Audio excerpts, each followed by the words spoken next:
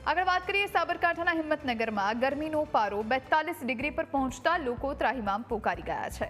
કાળઝાળ ગરમીના લીધે બપોરના સમયે રસ્તાઓ સુમસામ જોવા મળે છે। તંત્રએ પણ લોકોને કામ વગર બપોરના સમયે બહાર ન નીકળવા સૂચના આપી। જો કે કાળઝાળ ગરમીની કોઈને અસર થાય તો તાત્કાલિક સારવાર મળી રહે એ માટે તંત્રએ ખાસ વ્યવસ્થા કરી। હીટ સ્ટ્રોક સહિતના કેસીસ માટે સિવિલ હોસ્પિટલમાં અલગથી વોર્ડ ઊભો કરાયો છે। हालनी तारीख में बहु तापमान डिग्री गर्मी में फूल वधारो थई रह्यो छे। तो ग्राहक अमारे शाकभाजी दुकान में कोई भी होटलों में आ सती समय सब्जी लेवा आवे तो ग्राहक बधा सांजना 7 वाग्या पछी ज आवे छे। गर्मीनुं तापमान 40 થી 45 डिग्रीनुं થઈ ચૂક્યું છે, જેથી અમે લોકો બપોરે ક્યાંય બી બહાર જવાનું ટાળીએ છીએ। સવારે 10 વાગ્યા સુધીમાં કંઈ બી ઘરનું કામ હોય તો વેળાસરે પતાવી દઈએ છીએ। શાકભાજી લેવાનું હોય કે બીજું કંઈ બી કામ હોય તો 10 વાગ્યા પહેલાં જતા રહીએ છીએ અમે બજારમાં।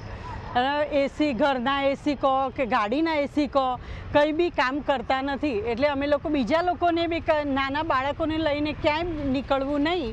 અત્યારે સાબરકાંઠા જિલ્લામાં યલો એલર્ટ આપેલું છે, તો બહુ ગરમીના લીધે લોકો બહાર નીકળવાનું પણ ટાળે છે અને અત્યારે રસ્તાઓ એકદમ બધા સુનસામ છે।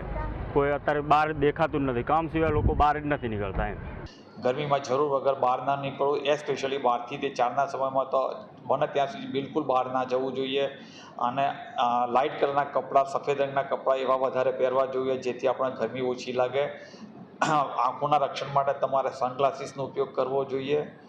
અને જો કોઈ વધારે તકલીફ થતી હોય તો પછી હોસ્પિટલમાં આવીને ડૉક્ટર